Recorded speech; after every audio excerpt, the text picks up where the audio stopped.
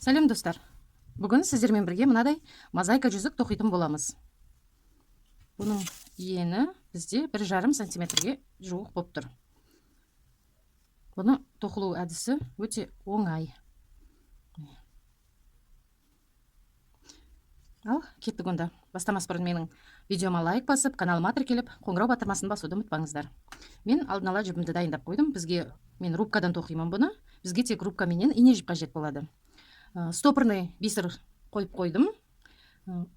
7 рубка өткізіп алдым мені. Енді осы 7 бисер дей берейін. Бисеріміздің 2 бисерін артқа қарай жылжытып, 3-ші бисердің ортасынан кері қарай өтетін боламын. Тартыңқырап қоямыз. Сонда біздің 2 бисеріміз, 2 рубкамыз міне. Бұлай кірпіш сияқты бір-бірінің үстіне қаланатын болады. Енді тағы бір бисерімізді алып, жіп шығып тұрған бисердің жандағы бір бисерімізді өткізіп, келесі бисерге жібімізді тағы өткіземіз.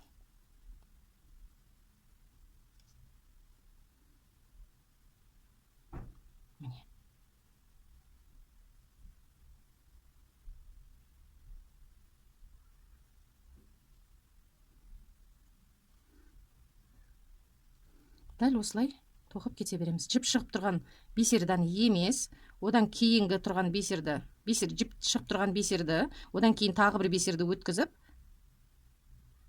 ең соңғы тұрған бисерімізге өткіземіз.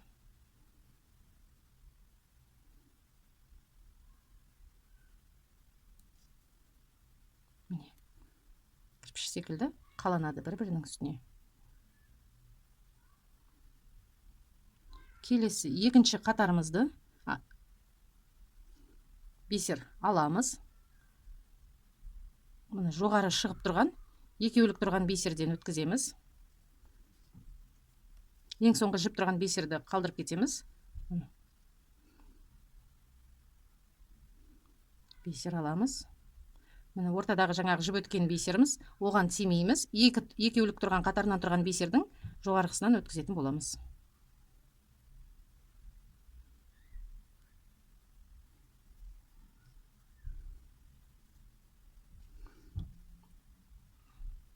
Дәл осылай тоқып кете береміз. Бір жалғыз тұрған бисерге тимейміз. Екеулік болып тұрған бисердің жоғарғысынан өткіземіз.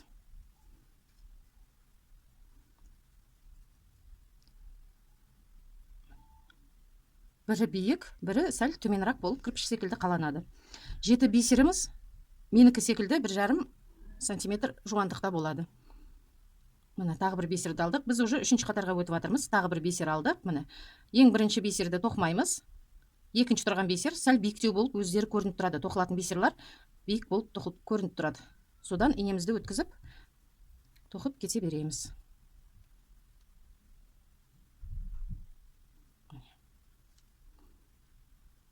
Міне тағы да бисеріміз өзі жоғары көтеріліп тұр. Сол бисерден өткіземіз.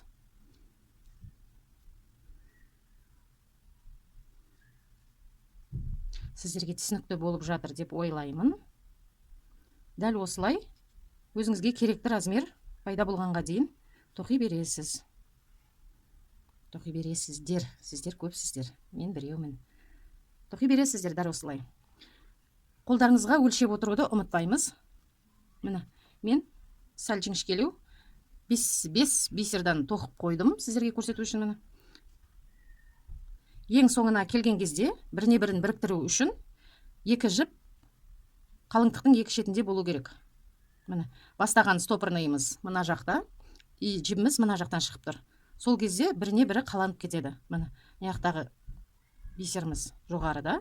Сол жоғарыға тұрған бисерден өткізіп, біріне бірін біріктіріп кете береміз. Міне, дәл осылай біріктіреміз. Болғаннан кейін стопырный бисерімізді шешіп алып тастаймыз. 2 жіпті біріне бірін байлаймыз.